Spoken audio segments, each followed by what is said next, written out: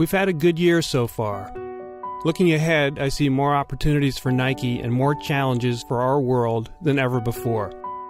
Every business is going to experience a few economic bumps in the road going forward. But that doesn't control our destiny. The price of oil isn't as powerful as the global passion for sports. We just have to remember our mission, to bring inspiration and innovation to every athlete in the world. And by the way, if you have a body, you're an athlete. I talk about innovation all the time.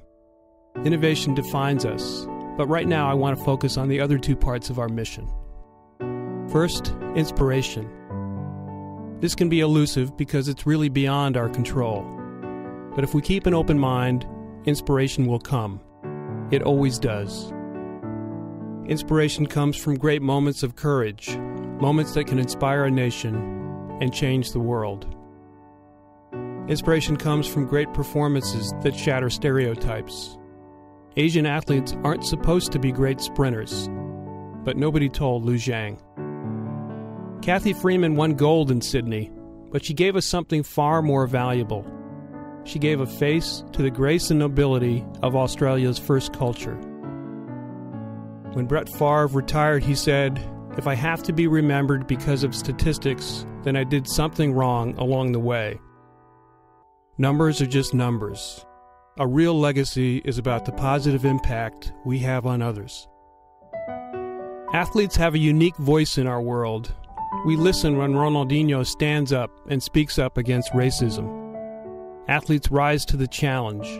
We cheer when Paula Radcliffe comes off a 2-year hiatus and a stress fracture to win in the New York City Marathon in front of her 9-month-old daughter. We see in them what we wish we could be and do. We're reminded of the power of human potential. When Tiger dropped that birdie putt to win at Bay Hill, it wasn't the putt that inspired me, it was the way he threw his hat to the ground after the putt. In that one move, you saw everything that makes Tiger special. Competitive, tough, his incredible balance and athleticism, genuine passion. It was all captured in that one moment of celebration.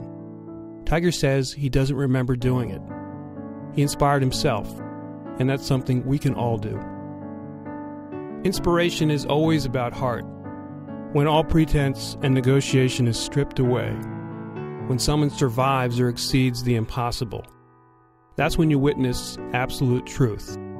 And if you're lucky, greatness. That's what inspires me. And then there's the quote, "If you have a body, you're an athlete." Some people say that we should change this part of our mission statement, that it should say, "If you have a body, you can be an athlete." I understand that. I certainly know a lot of people who don't play sports. But there's something incredibly bold about that quote. I think I know what Bill Bowerman had in mind when he said it. He was taking a stand.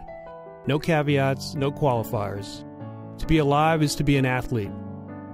It was a statement against limits, whether they're imposed by others or limits that we put on ourselves. Nike works to improve the human condition. We do it with innovative product.